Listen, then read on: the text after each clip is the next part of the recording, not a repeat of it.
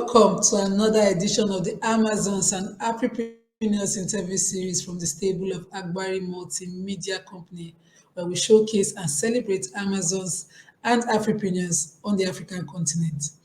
I always say every week our mission is to inspire you into greatness as we celebrate the winning Amazons and Afripreneurs in Africa. If you have any questions, any feedback, kindly drop them in our comment section and we'll surely get back to you. Today, I'm super excited because I have a friend and a mentor, a lawyer. But don't worry, I'll go on a short break and we'll listen to the bio of Tobiloba Ajayi. Just a moment, let's listen to her bio. Tobiloba has over 12 years of experience working with various organizations in the disability management sector in different countries. She holds a degree in law and was called to the Nigerian bar in 2008. She also holds a master's degree in international law. She started by working on disability policy as a member of the Nigerian Vision 2020 policy drafting team and went on to work with various NGOs in the quest to improve the lives of persons with disability. In March 2017, she launched the last Cerebral Palsy Kids Learn Foundations to promote inclusive mainstream education for children with cerebral palsy in Nigeria. This was born out of a realization in 2016 during a Mandela Washington Fellowship professional development experience that children with cerebral palsy were being excluded from mainstream education by the school system in Nigeria. To date, the foundation has provided support to 450 plus children and their families and enabled 95 plus of these children to access inclusive education. Each family access continuous counseling, referrals, school placement support, and school readiness assessment. The project has also trained over 500 teachers in its bid to address the knowledge and skills gap of mainstream classroom teachers to engage children with cerebral palsy in their classrooms. Thank you, Tobiloba Ajayi, for joining me, and welcome to the Amazons and Afripreneur interview series, where we, of course, celebrate our own to inspire the future of our youth. I'm so super excited to have you because this really, this conversation, we never even start. I'm talking less of where we will reach, where we say it will end. We're just starting this conversation. Every time I interview you, Good afternoon. Good afternoon. Welcome. Thank you so much for having me again. Yeah. Did you listen to that bio that we just shared? Did you hear it? That bio, I don't know what you're talking about. We have not, so there must be something there because even I felt, we have not captured Tobi's bio at all. Tell us, is there anything else we have not talked about, that we need to know? Share something with us that we didn't capture in the bio, please. Well, maybe the fact that I'm a published author of 7 books, maybe something like that. Yes. There's that part. I don't know. Sometimes I leave it out of my bio, like, because that's gotten to a point where one of my kids, right, one of the kids that we work with in the foundation, so I think his mom was sharing something with him because it was my recent speaking engagement at the MBA annual general conference. So his mom was sharing it with him, kind of, I guess, she was trying to like encourage him and things. And so he turns to her and he goes, "Wait, how many things is she safe?" 1 minute she's writing books. The next minute she's running an organization. The next minute she's training teachers. Now she's looking at the MBA. She needs to pick one. No, she can't pick just one because. And I said to her, him, that there's nobody that says you have to pick that lie that you have to pick one is that it is exactly that, a lie. You can be everything that you're gifted to be. You can be them in varying degrees, varying times. And so there's no limit to what you can do and achieve, as long as it's something that you're interested in and it's something that you're gifted for. So it's always it was a very interesting conversation to have. From a child's perspective, you was just wondering, how many things that is doing safe.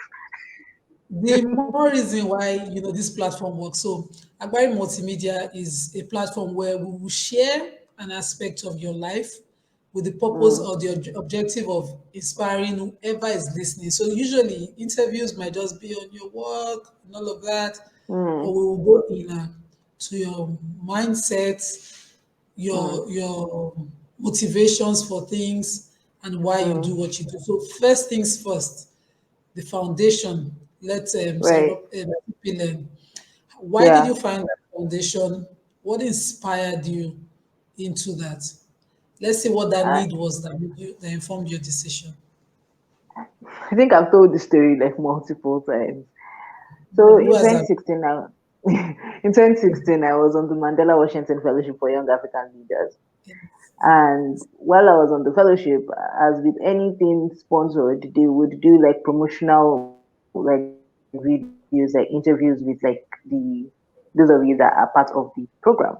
So they did an interview. It's called a Fellow Impact Story or something like that, and they shared it on social media, right? I mean, that's what you do. Then what happened was it went viral. Over 4,000 people saw that video in the first 24 hours that it went out. My social media inboxes blew, like blew as in blew, to the point where I couldn't even, like, my eyes were spinning. I couldn't even keep up with the amount of messages that are coming into my inbox on Instagram, Facebook. I was like, what's going on? And then I started reading these inboxes, and they were from parents mostly who had children with cerebral palsy, and they were asking, oh, did my parents have to take me abroad to get educated? I'm thinking, abroad like how? Sorry, oh. Now I was raised in Lagos. I don't know what you're talking about. Until the parent finally, broke it down to me, and she said, well, the reason I'm asking, not because I'm trying to pry or anything, is that all the schools I've been to have rejected my child. I was like, mommy, you people have come again, no? How can they reject your child now? She whining. What do you mean? But as God was going to catch me, this was one of those parents that used to have evidence. As if she even had like a letter that I think a school had sent her to say, sorry, we can't take your child. So she took a picture of the letter and sent it to me like, ma, I am not even lying. This thing is happening. Then as I started reading the other messages, and it was the same story.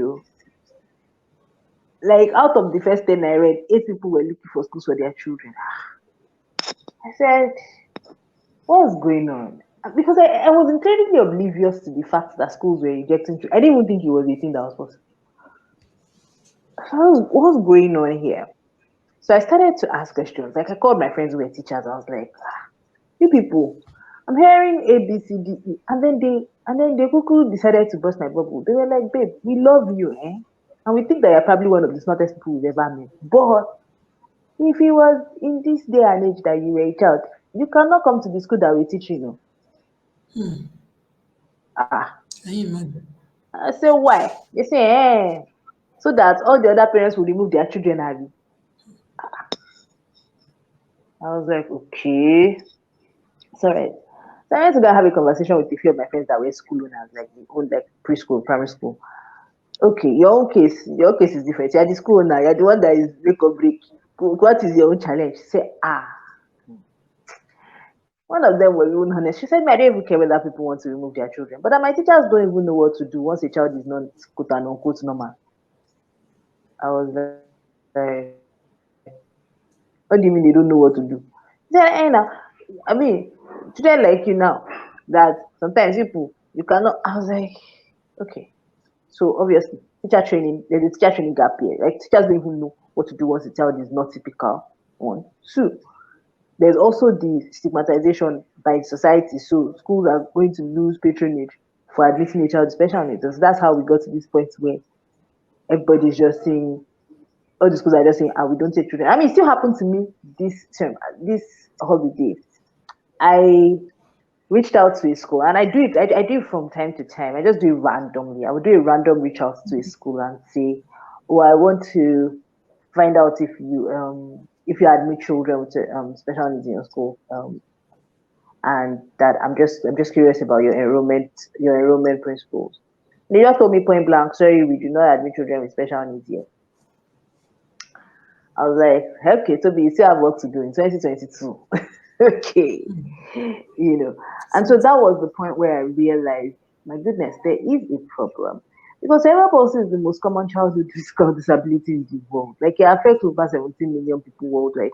And in Nigeria, our rates are incredibly high. 1 in every 90 children that is born in Nigeria is diagnosed with cerebral palsy. So my question in my head is, what's our plan? Because that's us diagnosing over 50,000 children every year. So in 10 years, we would have diagnosed 500,000 children. What's our plan if we refuse to educate 500,000 people? She, we are not sitting on a keg of gunpowder like this. Yeah. It's all right. So I really couldn't sleep because I was just confused. I was like, we need to fix this because this is a serious problem. I need to be fixed. And To be that's honest, how this is not the first time I've heard foundation this came story of, to be. how bad it is with our schools and how what you had to do to start the foundation is saddening. So, but we see standards around us being lower daily. I am aware that you helped draft the Lagos State Disability Law.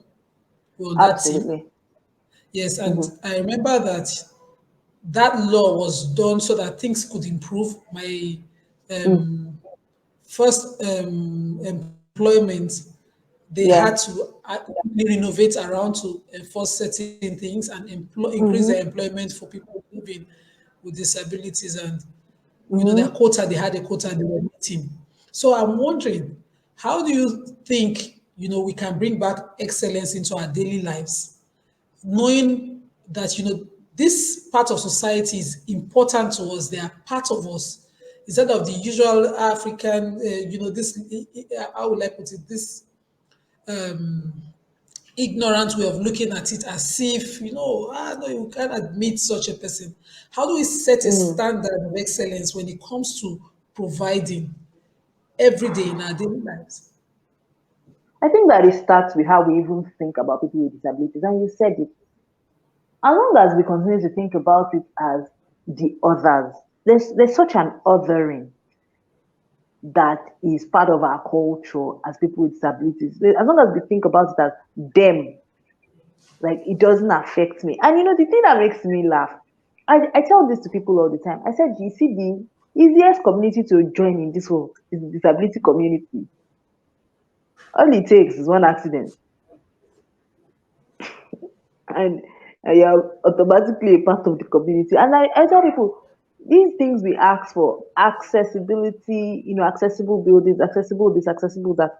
If you are planning to grow old and you're praying to God to grow old, you will need it too. Because old age will come with its own limitations. And so you're going to need these things. Right now, you think that you're dreaming. You think it's me that you're dreaming. You're doing this step everywhere. Last. It is coming around. You will not see. So in the end, it's about thinking about people as people.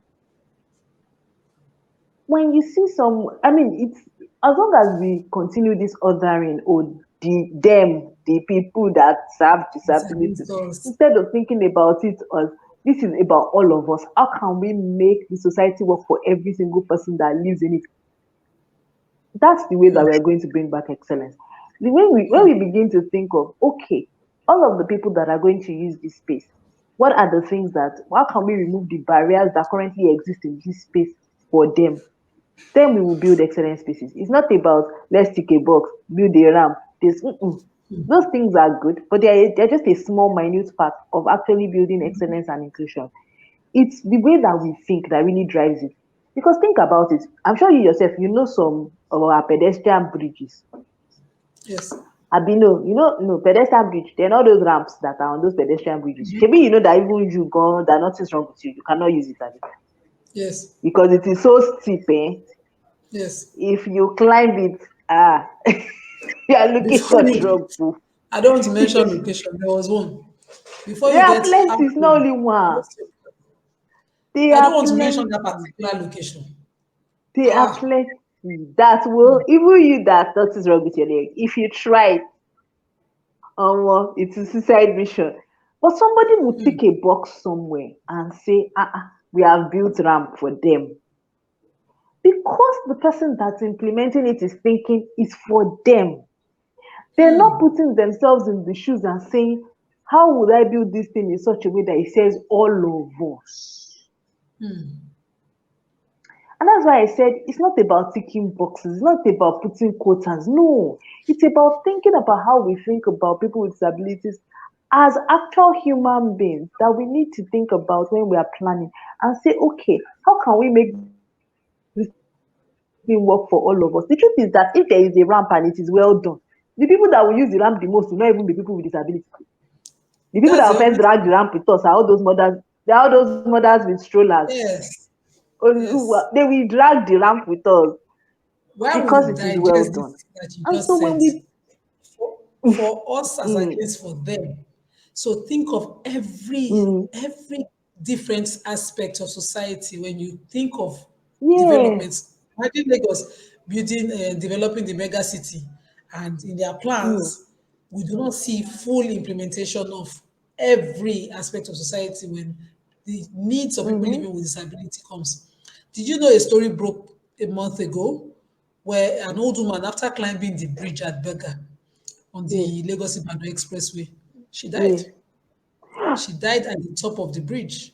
Oh She had wow. struggled all the way up and she lost her breath. She was with her daughter, she slumped.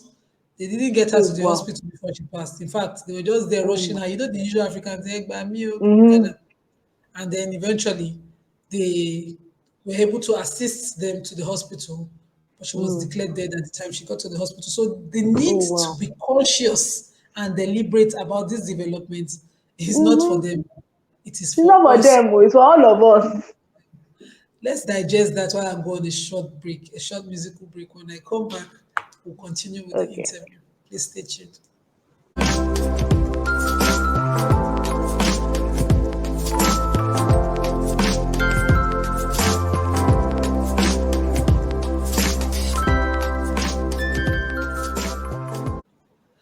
Okay, welcome back. I've said it. I'm writing down keywords from today's interview for us as against for them. I have Mm-hmm, friends, the currency is in different pockets. So 200 naira is in mm, one pocket, 1,000 in one pocket, and 100 naira in mm, one pocket, one area of his pocket. So I give it, I won't even have to put it. Just say, these are the 100 naira notes. He'll take them and put them. He memorizes mm-hmm, that. These are 200 naira notes. He puts that. The 1,000, the 500, he puts all denominations around where he remembers. And he sees himself to mm. Badagry and back. On Monday, I don't even know how he gets to work. I meet him at the office. I do that only on Oh Friday. So wow. I used to insist on being on schedule to meet Victor every Friday so that we'll do the journey halfway. Intelligent Mm. conversations. So if I imagine a Lagos Wow. where, or in Nigeria where everything is built to assist and make life easier for him. Because he just has a challenger side, not that he's Mm. disabled. He's fine, young Yeah. looking man, and he's Mm-hmm, open to love. And we share all his romance experiences, the breakups, all of that on the journey.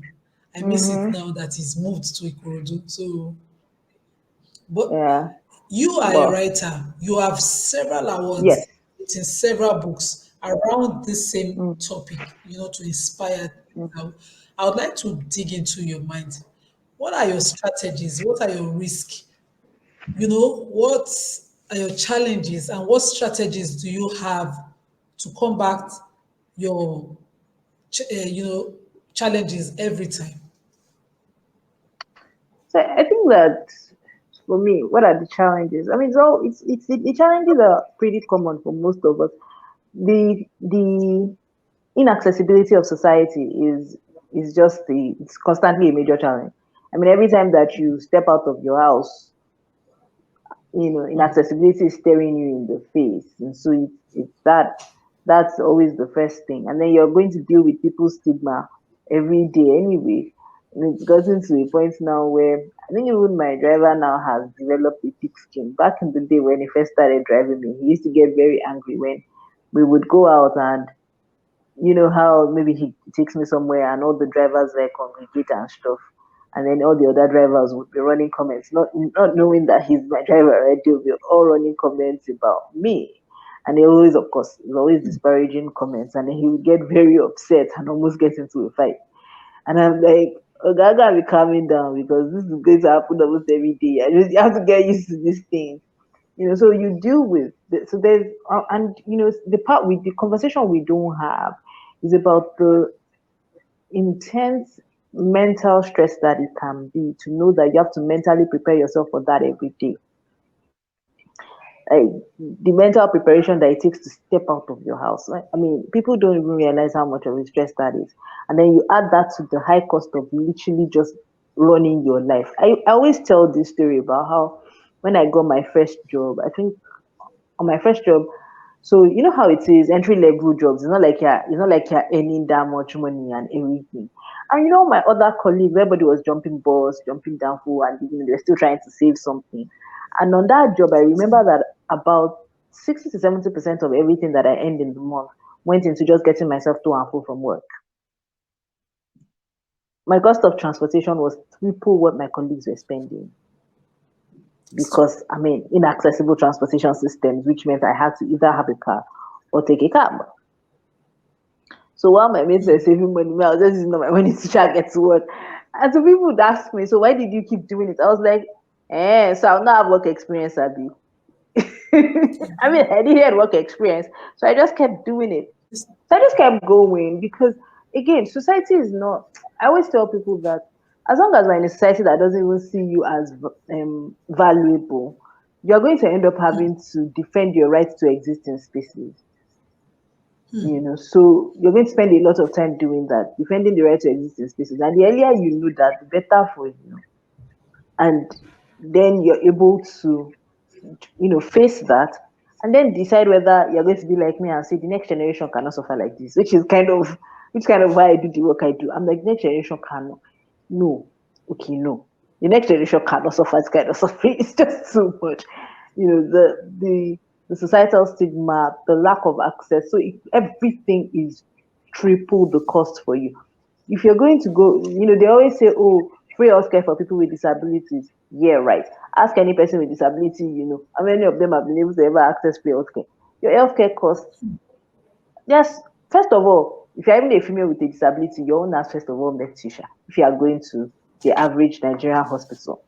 Because if you go there, the look they're even first going to give you, especially if you're going to go and talk about maybe gynecological issues or you're asking about maybe sexual reproductive health information. They are going to so wash you like of all the problems in your life. That's what is your concern, Abby. I mean, so you can imagine how that even just adds to um the burden of actually even accessing care for people with disabilities. And my own is even good. I always talk about the fact that hearing impaired colleagues, there's no sign language interpreter in the hospital. So please, how are they supposed to go? They should carry their sign language interpreter and I mean, these are the Oh, things. they right? They right. Yeah. What if they are not So literate? okay, think about your Nigerian nurse. Just pause. Just pause. Just think about the This average. part. Okay, you know what we deal like with I an already average have the Nigerian. picture. I Okay, so already that have it. let us leave it. Let's Let leave leave it it there and just think there. about how the many things. It's in the everyday, in the many ways, and that's why I said when it comes to building excellent societies that are truly inclusive, we need to think about in the many ways where there are barriers and think about how we remove them. It's everywhere. I mean, think about how does the average hearing impaired person know when they get to their bus stop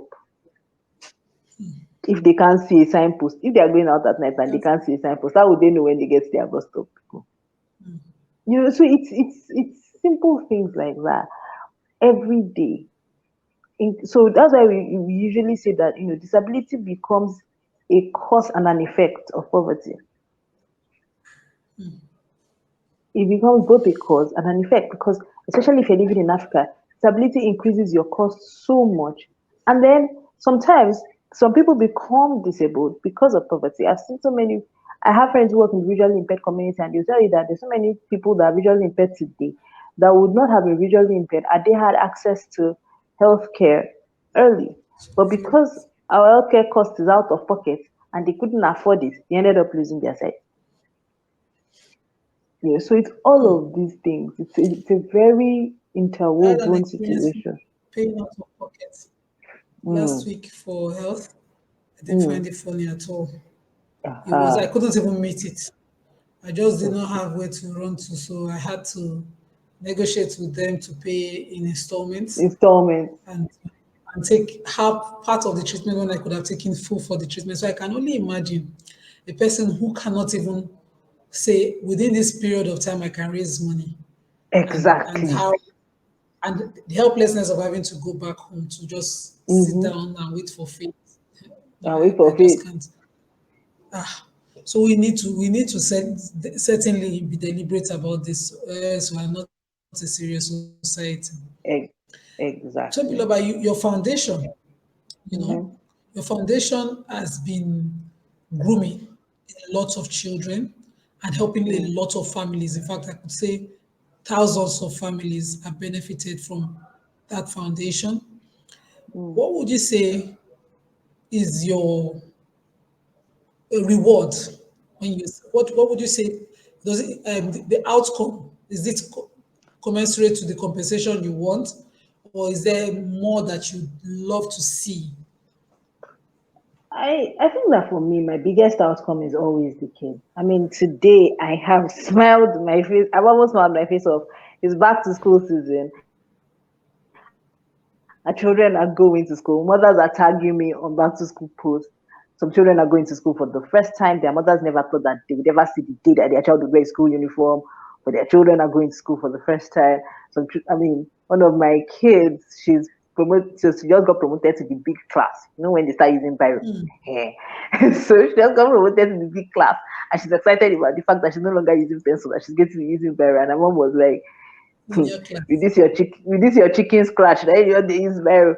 And then the girl said that I will be careful. And Toby said I can do it. So her mom now wrote an entire post and said, Auntie Toby, come and see your child.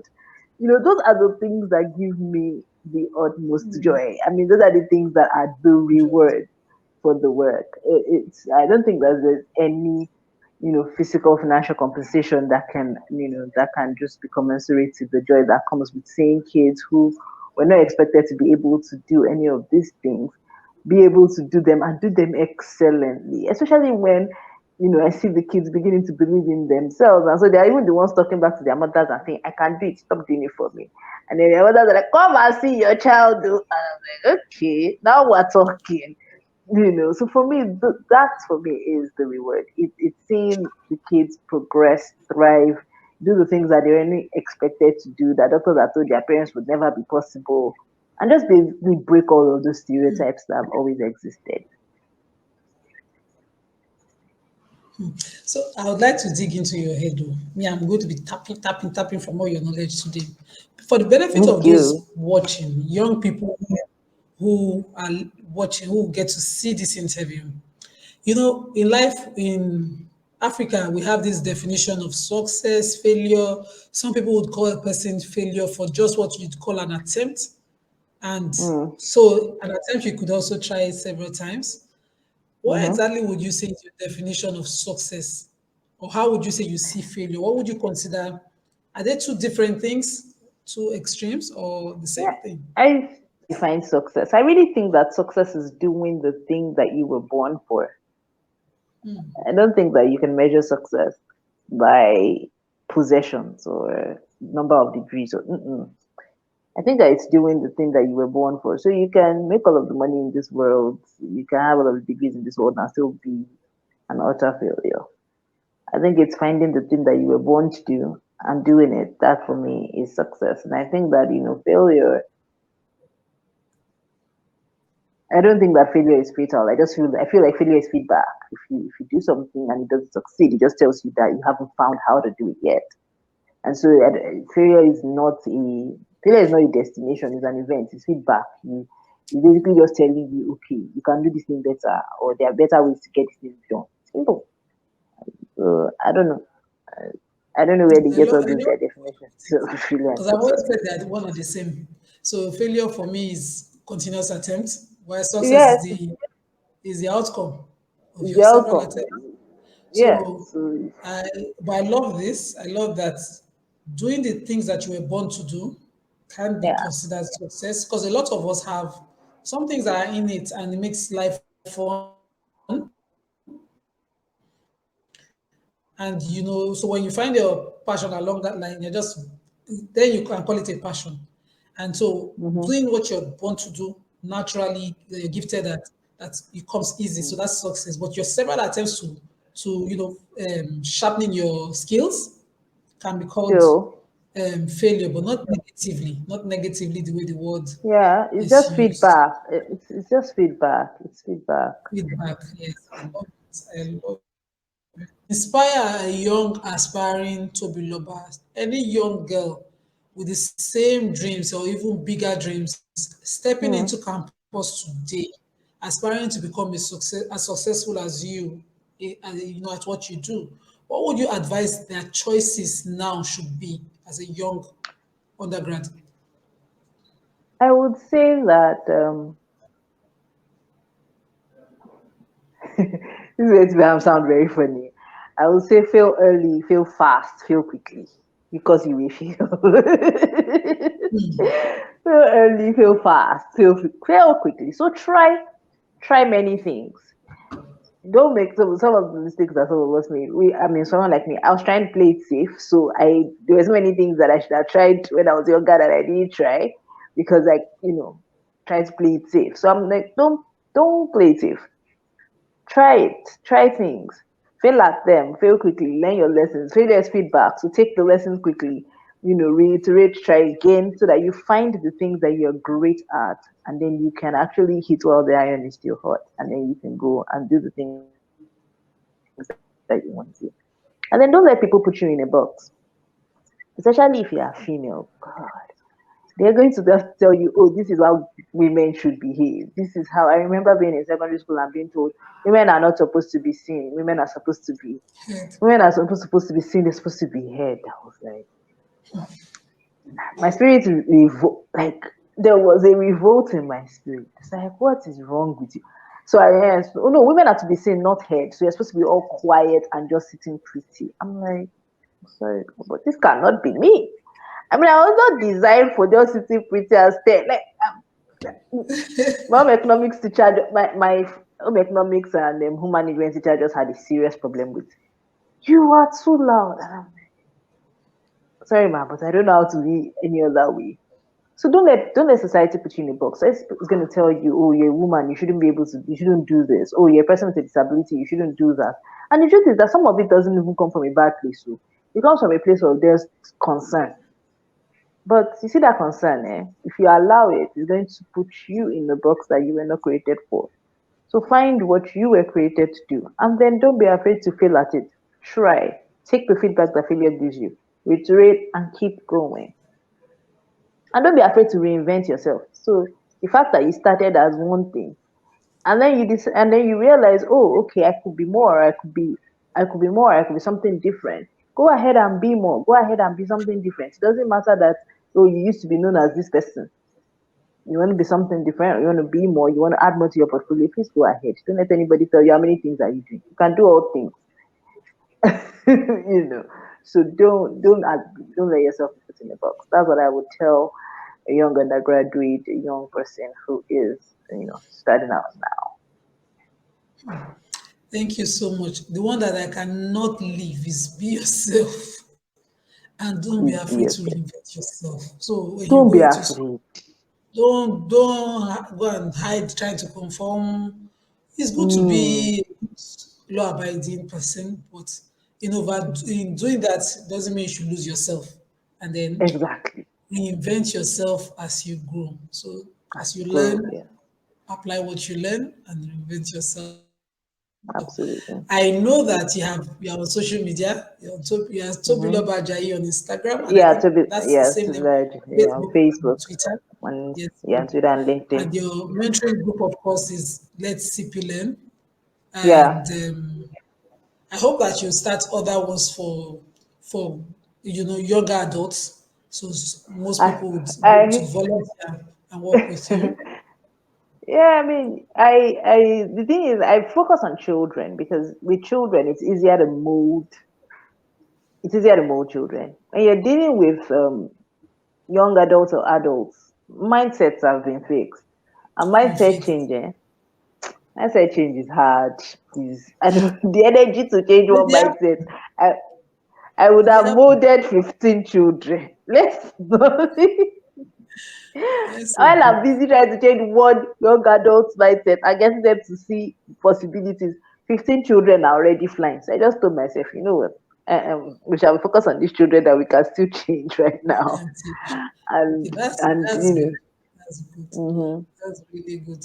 Thank you so much. On behalf of the management of Agbari Multimedia, we say thank you for your time and your My impactful absolute counsel. pleasure. Every interview with you for me is so inspiring and impactful. Thank you so much for what you do. I'm very, My very absolute grateful. pleasure. And thank you so much for having me. Yes, yes. I look forward to having you again. I hope that next time we need to have this conversation when the new things happen. I hope that you'll be available for me. But you know that I'll be in the hot seat, Obviously. disturbing your You peace know that until you be my GM, so I don't even want your wahala. So I'll just be inside, answering. inside your I'll just be ear. answering your time. Let's not even just speak English. Let me just answer this woman so that we can keep him moving. Yes. Thank you so, so much. I'm very You're grateful. welcome. All right. Thank you Yeah, for joining me next I will. time. Okay, bye bye. Yes, and that's today's interview. I am so happy. And, to our family out there, the family of Agbari Multimedia, I say thank you for watching. And don't forget to like, share, and subscribe. Don't forget to follow us on all our social media platforms, also Instagram, Twitter, and Facebook, and LinkedIn. Yes. Till I come your way again next time, I am Nima Kashat Zibiri. Be inspired by today's interview with Tobiloba and get ready to be the next Amazon and Afripreneur to be celebrated on the Africa continent. Bye.